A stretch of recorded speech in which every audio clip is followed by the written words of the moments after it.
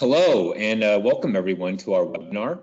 My name is Peter Sevio. I'm a marketing specialist here at Grasp Technologies, and today we are joined by industry experts who will guide us through the advantages of virtual cards and the US Bank Instant Card service within graspPAY.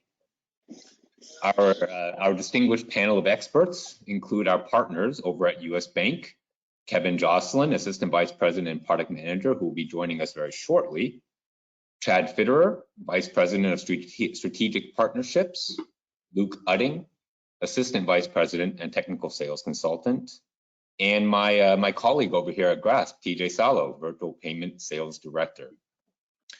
Together, they bring a wealth of knowledge and experience to shed light on the benefits and potential of virtual cards, and I'm very excited to hear what they have to say. So, before we get started, just a few housekeeping items. If anyone in the audience has a question that they'd like to ask, feel free to drop it in the questions box, and we'll be sure to get to it at the end of the webinar. So, without further ado, take it away, guys. Fantastic. Thank you, Peter. So to kick things off, let's take it back a step. Not too far. I don't want to lose my audience on the first slide. So for those of you that are familiar with virtual card, this will be a refresher. For those of you that don't, think of it just like this. So virtual card acts just like a normal credit card, but the difference being is it doesn't exist till you need it, and then when you're done, it goes away.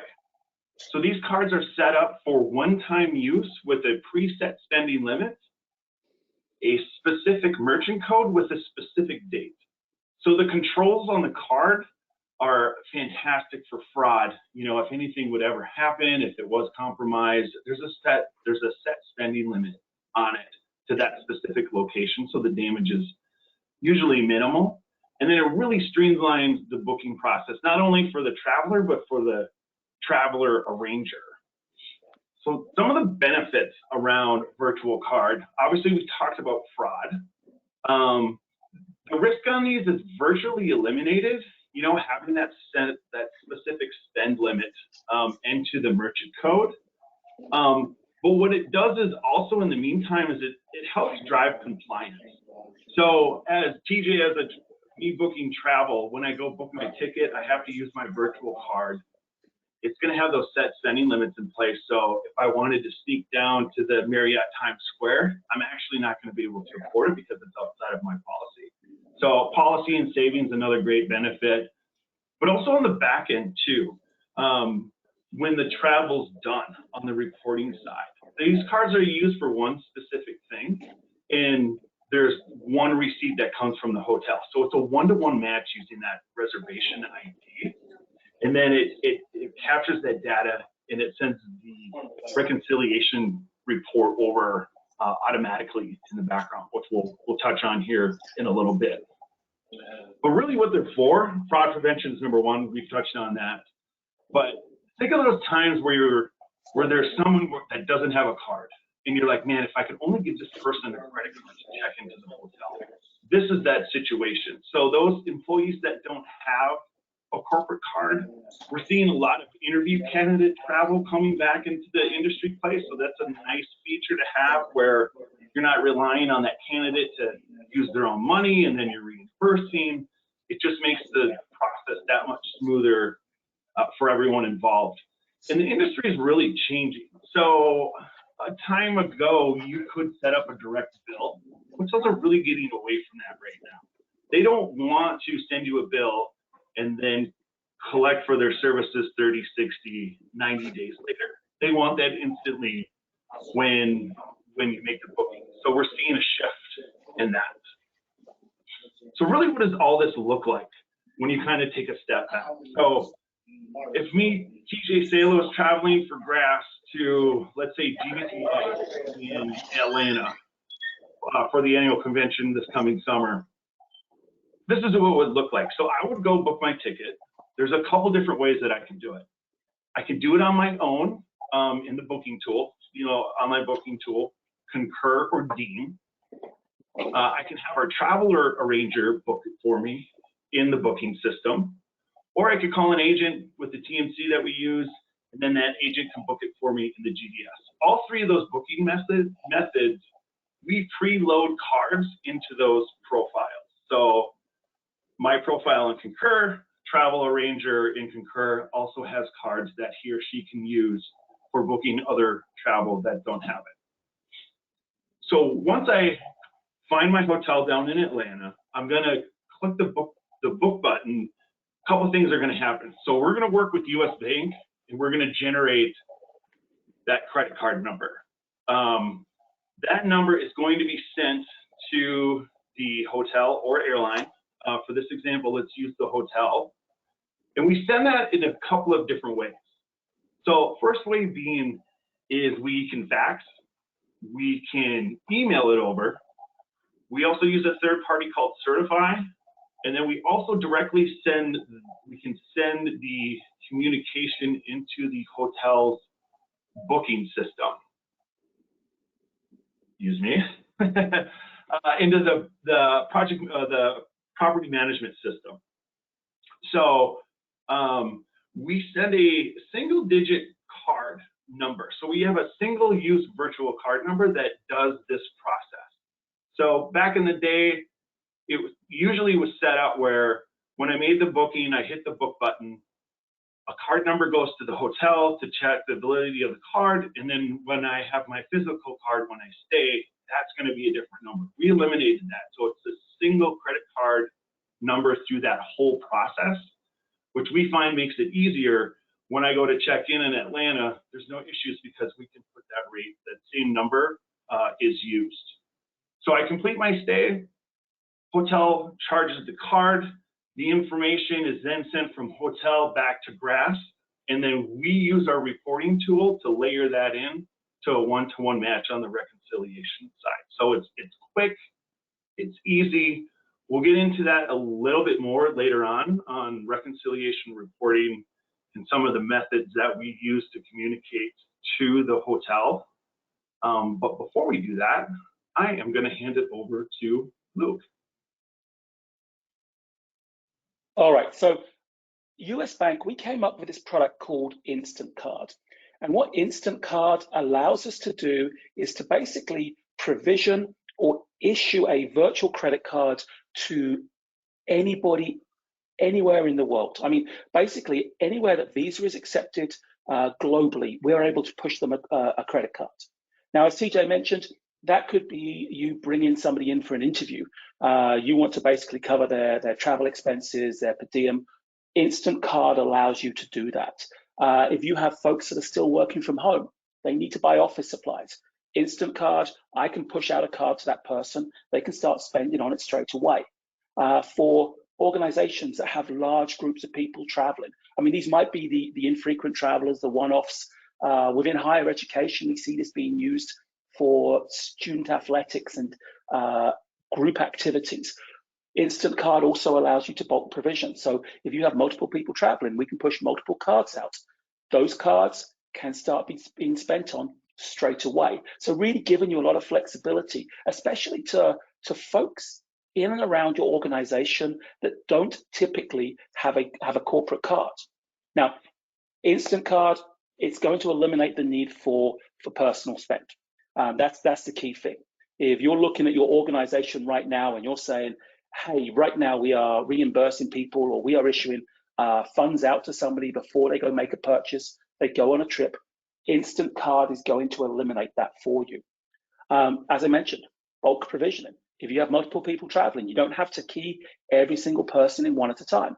We can do an upload and then we can push out multiple cards in one go, anywhere from 1 to 500 cards at a time. So a lot of scalability. It's going to improve your processes because now you're moving away from those reimbursements and you're actually just capturing card spend. For US Bank clients, that's especially a benefit because that additional spend does contribute to an annual rebate that they can earn at the end of the year. Instant Card, I mean, like it says in the name, gives the cardholder instant access to that card that they can start spending on immediately.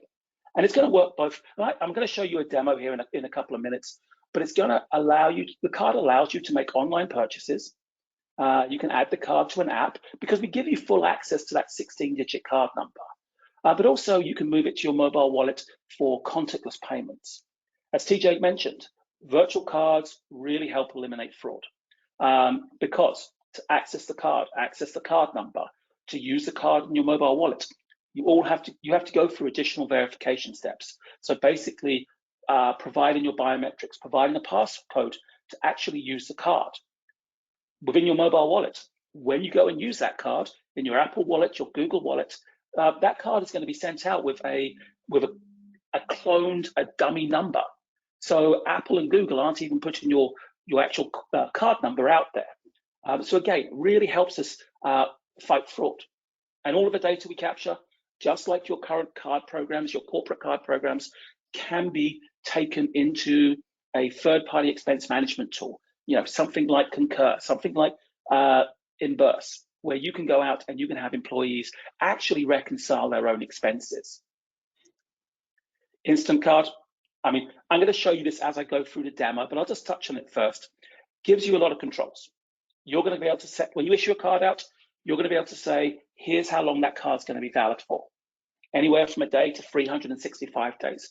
You're also going to be able to set the limits on the card. If you know somebody's going to a hotel and that hotel is only going to cost $250, you're pushing them out a card for the duration of that stay for $250. At any point, if that trip gets extended, if the rates change, if they forgot about the resort fee, you can go into those cards and you can make edits to them. You can add money, you can change expiration dates. We give you the ability to build an approval level hierarchy into this system. So if you want to have your managers requesting cards, but you basically want to set a limit on them, we can accommodate that. We give you the ability to block certain merchant category codes. You have folks traveling and you don't want them going, say, to liquor stores. Instant Card gives you the ability to set those MCC controls. As I mentioned, we allow bulk provisioning, anywhere from 1 to 500 cards. So the product is very scalable. Now, we added this probably about 16, 18 months ago, but to access cards, to use the cards in your mobile wallet, we've enabled the biometrics. So again, it's a very quick process versus having to request one-time passcodes. And, it's just like a regular credit card. The only difference being, am I tapping my phone down or am I actually tapping a card down? The way the card works, the way the data flows is exactly the same.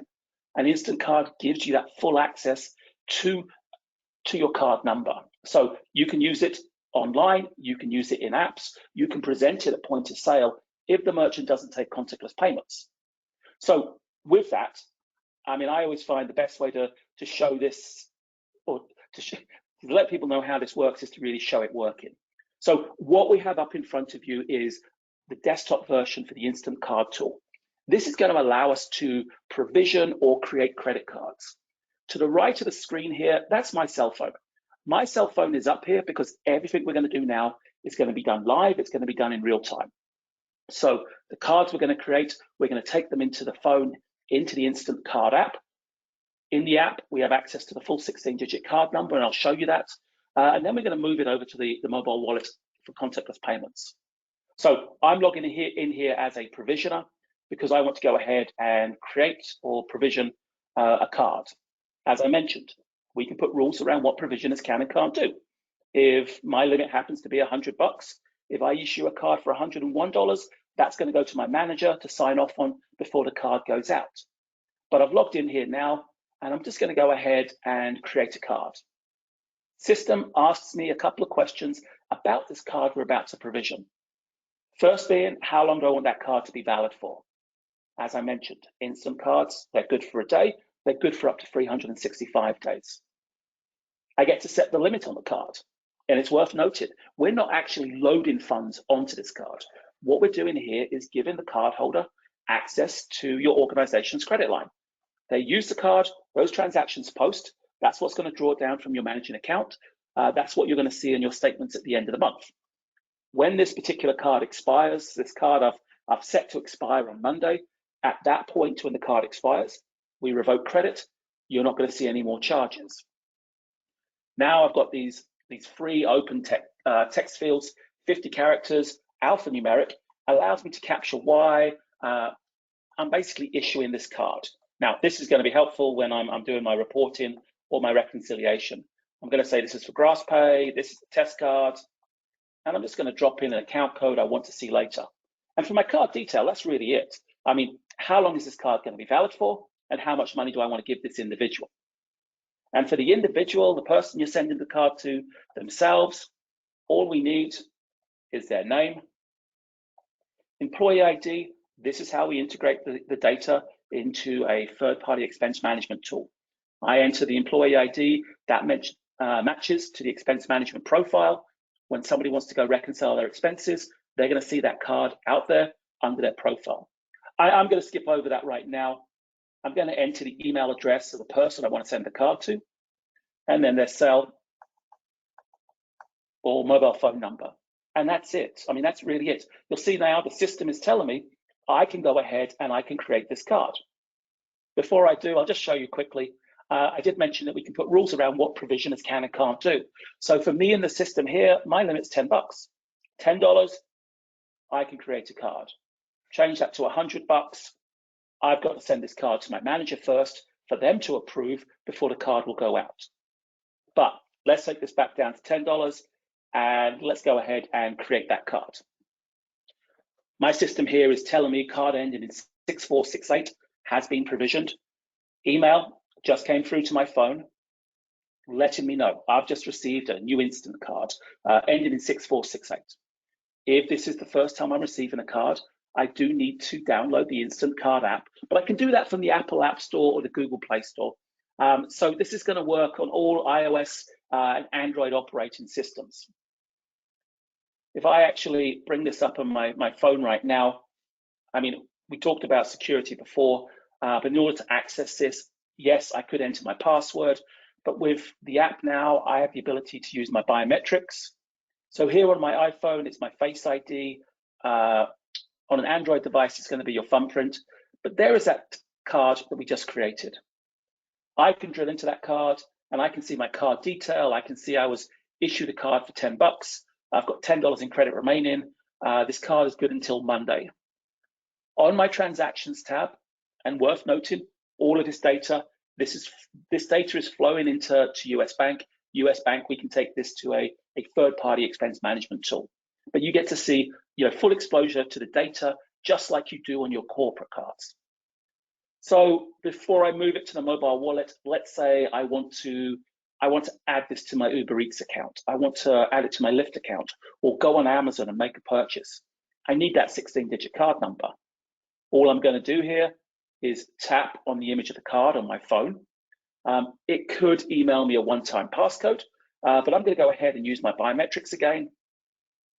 And with my Face ID here on my phone, it's opened up the full 16-digit card number, the expiration date, and the CVV. It also brought through the billing address. Now, the billing address basically is where we're sending the statements, but that does give the cardholder the zip code on file. And with that 16-digit card number, expiration, CVV, and zip code, I can make online purchases. I can make, I can add this to an app on my phone. If I happen to be somewhere that doesn't take contactless payments, I could present this to the merchant at point of sale and have them key it in. So I've just tapped on the button to move this to my mobile wallet. And you're going to see straight away, my phone is communicating with the bank.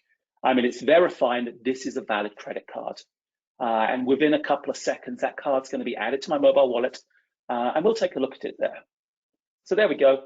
Card has been added. My app is just confirming that. And if I back out of the app, jump into my mobile wallet, there's that card ending in 6468, ready to be used. I can now walk into a merchant, I can tap down my phone, and I can make a purchase with that card that we've just created. And it could be somebody in the same office as you, in the same city as you, in the same country. It could be someone the other side of the world, but they can start spending on that card immediately. Now, let's just say, I happen to have that card. I've gone out, I've made a purchase, and I've realized I don't have enough money to make my second purchase. No problems. Instant Card gives you the ability to edit cards live and in real time. So if I come and take a look at that card, so here are my active cards. There's that card that we want to look at that I just created for this call. And I can see it's the $10 card that's expiring on Monday. To the right of my screen here, that's a little pen icon to edit. I'm just going to click on that. And you're going to see it's opened up 3 boxes for me. Basically, I can come in here. I can change the limit on the card. I could add money.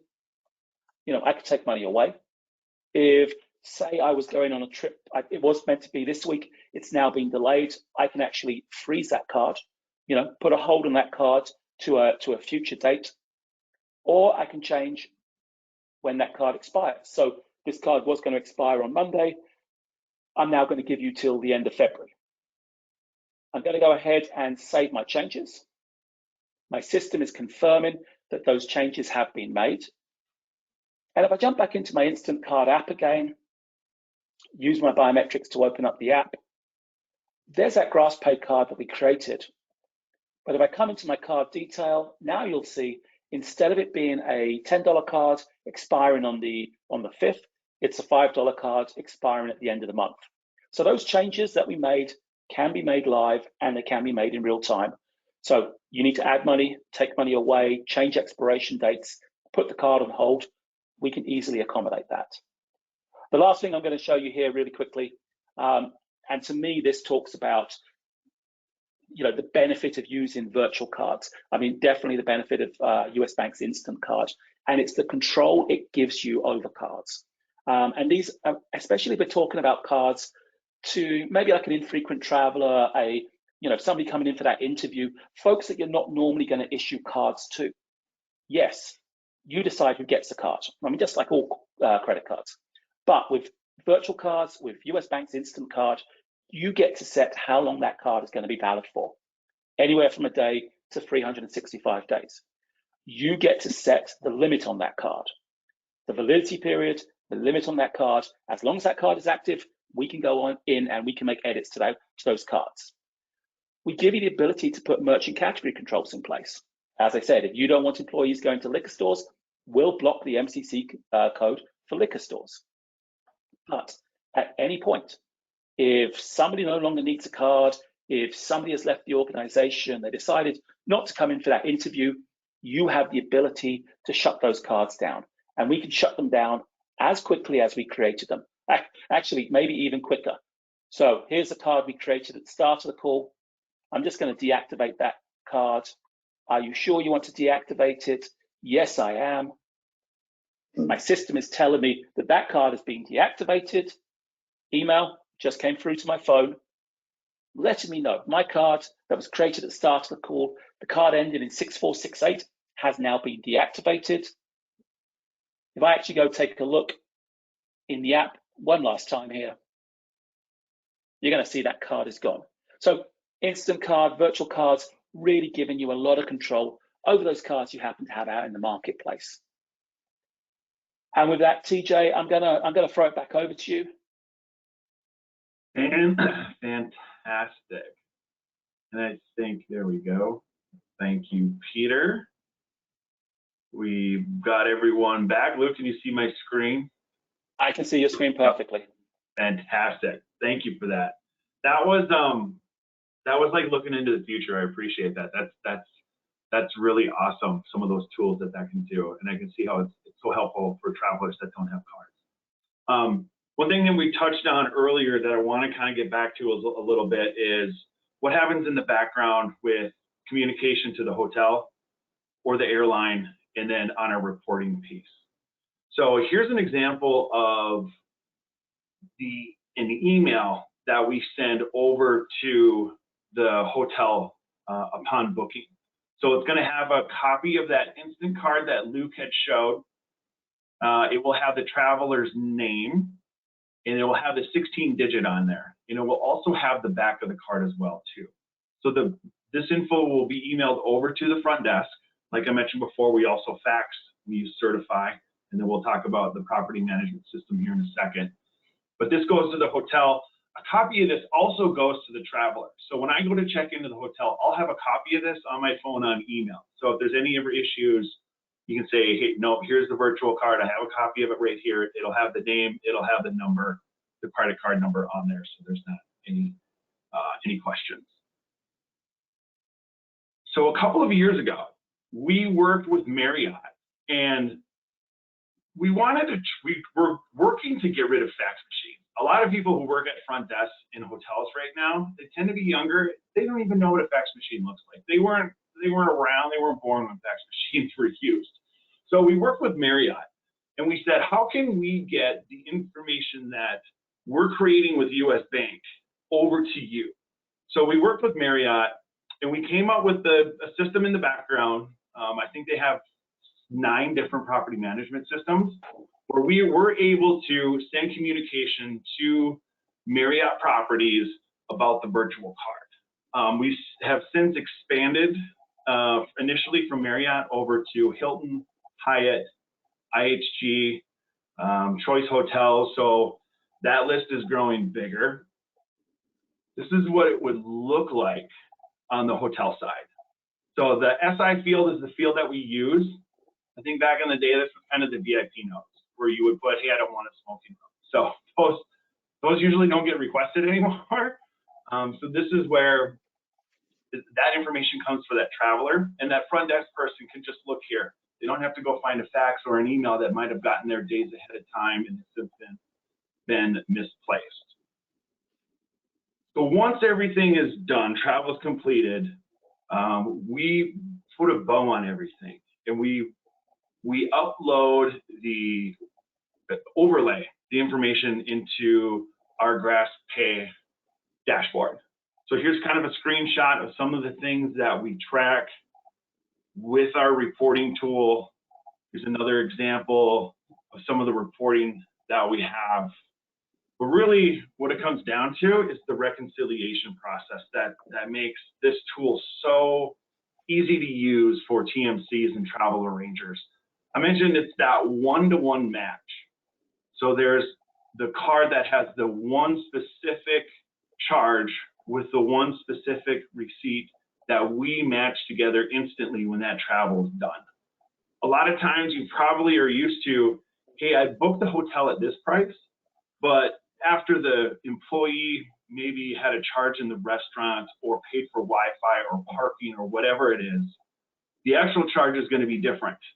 And to find that, it can take you time, and actually can take you a lot of time. So we eliminate all that. With virtual card, it's that one-to-one match, and the reporting's done instantly and sent to you or to your corporations. One thing to know, we do take up to 99 UDIDs. So there's a lot of information that we can gather. So if there's something that a TMC or a corporation is tracking on the back end, as far as different departments, different project codes, we can have up to 99 different pieces of information. Actually more, we can do a little customization for it, but for the most part, 99 is going to satisfy that on the travel side. So we went over a lot, talked about what a virtual card was. We got into Instacart. We talked reporting, communication. We want to open it up to questions now. So hopefully everyone was sending them in to Peter as we went through this. And if not, I know we have a few questions that we typically get that we're happy to review too. So Peter, do we have any questions that have come in? Nothing yet. Let's give it a little bit, see if any questions come in. Perfect. I want to maybe, Luke, I have a question for you. Sure. When you had your instant card up and you needed to go in and edit it, can anyone do that editing? Like me as the traveler, can I do that? Or do I need to contact my travel arranger to have that done? Or is there a way you can do both? You need to actually reach out to a provisioner, somebody that has been pre-assigned to that role. And those provisioners have the ability to go in and make those changes. So let's just say I issued the card in the first place. Chad, I'm on vacation. Chad is in the office. If Chad is a provisioner, Chad can go ahead and basically make those changes to that card. And as you saw, those changes that we made were made instantly. So If you reach out to Chad and say, hey, I need more money, you can go ahead and accommodate that. No, that's helpful. We have one question here, actually, TJ. Do you only work with major hotel chains? No, we work, scary as this is, we will work with anyone that will accept a fax, an email, certify, or we can send into their project management system. So the story is one of our first times using graspPAY was a news crew, and it was over in Kandahar, and it worked flawlessly. So yeah, it's 6 continents. I don't know how many hundreds of countries, but it is global. Awesome. Thanks, TJ.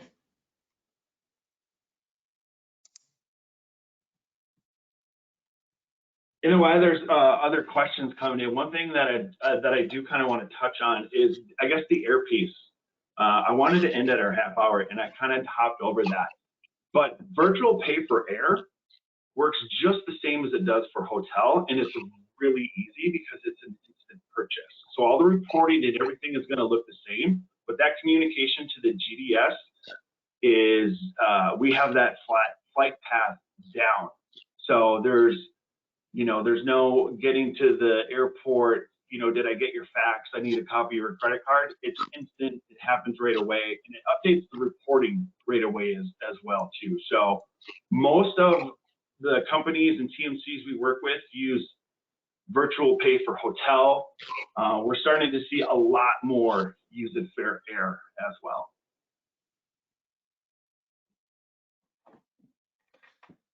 Okay, we have another question here. When using Grasp to issue the cards for US Bank, can the expire date be automatically set to expire a week after checkout or a few days after checkout? Yeah, both. So what we can do in the background is when we set up the cards, we go through an implementation process. And what we'll do is we'll determine, usually hotels will ask for like a deposit when you check in now, like 100 or 200, or if you're in Vegas, 600. So it's called a buffer. So what we'll do is we'll put that buffer on that card, but we can also control, hey, your initial checkout date is on this day. In the background, how many days out do we want to predetermine set that for this particular traveler? So it can be 1 day, it can be 30 days. So yes, we can work with you and determine what's best practice. Thank you, TJ.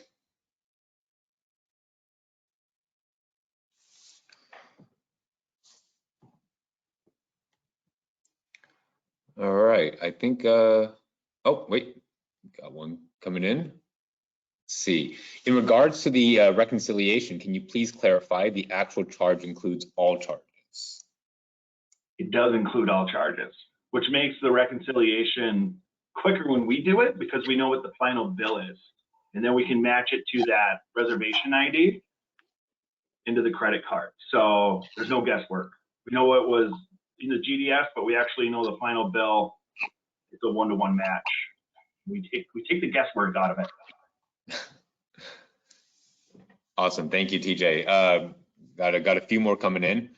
What if the hotel processes the charge after the expiration date? Typically, we don't see the hotel charge. Like I say, you can set that expiration date up to 30 days after checkout. I think we can even go a little bit longer.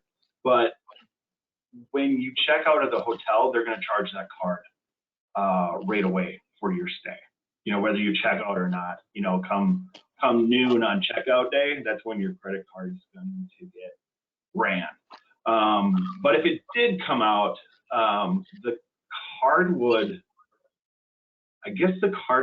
fail, but there was they pre-auth it when you get there for the full amount of the stay, so it shouldn't be an issue. Yeah, TJ, most places when you offer your card up will do that pre-authorization. That's as far as we're concerned as a bank, is you draw in those funds, even though you might wait till a later point to actually have that transaction post. And if the transaction posts after the card has expired, it doesn't matter because the transaction occurred prior to the expiration date. So it's that first swipe of the card, basically, as long as the card is active, it's going to go through no matter if the card's expired or not. Thank you, Luke.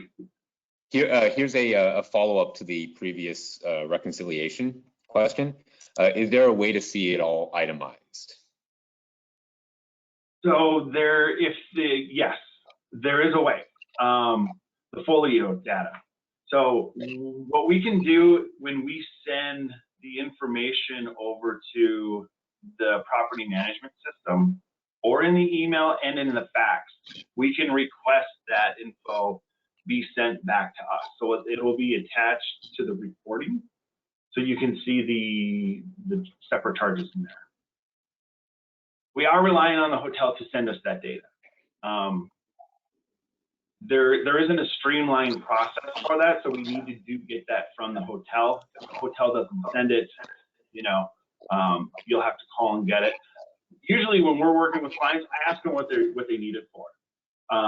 Sometimes they do need details. Other times they really don't. If they're going to pre-approve parking and Wi-Fi, we know those are included. And with the set spending limit, it streamlines the reporting process.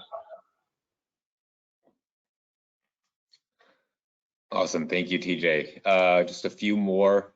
We are currently using graspPAY. Is there a way for you to walk through the process of how you would book the hotel using Grasp? So when you speak of Confirma, they do things very similar to what we do. As far as being available in the booking tool to both, concur, deem, or through an agent on the GDS. Some of the differences that we do versus them is we have that singular virtual card number throughout the process. The other way uses two cards, so there can be kind of some confusion on the end process with that.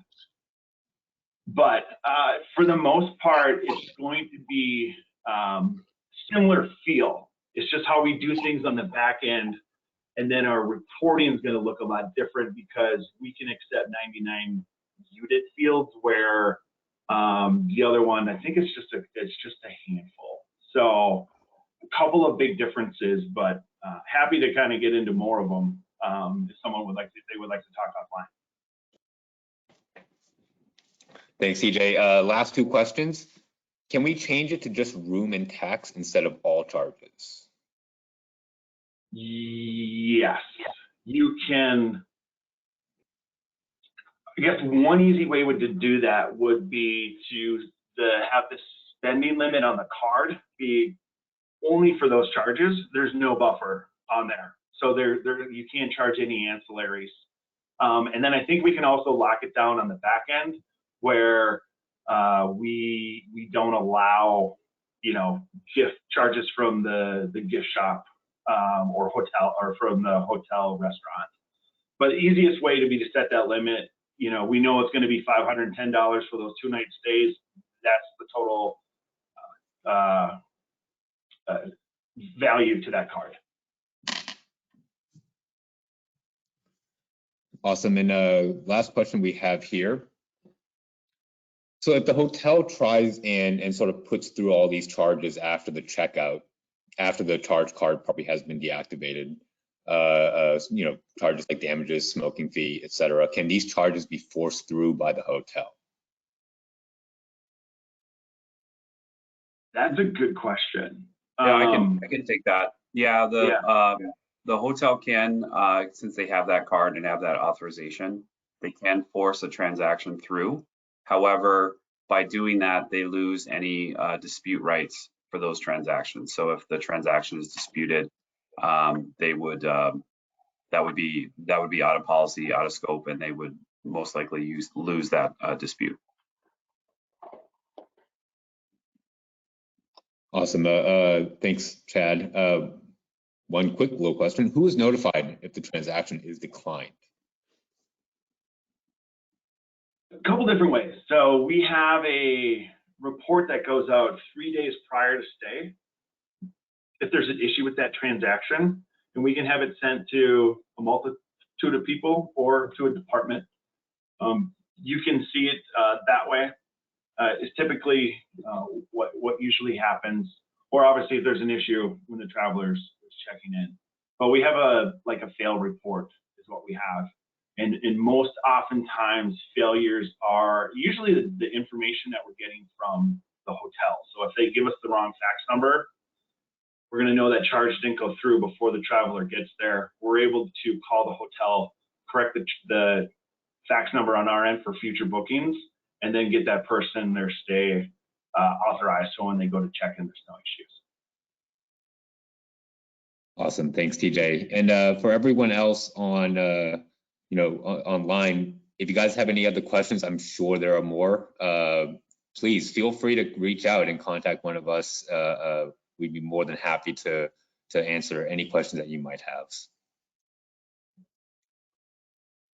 So with that said, yeah, thank you so much for everything, guys. This was really great. Thank you everyone for joining. Thank you, everybody. Appreciate it. Thank you. Thanks. Bye now.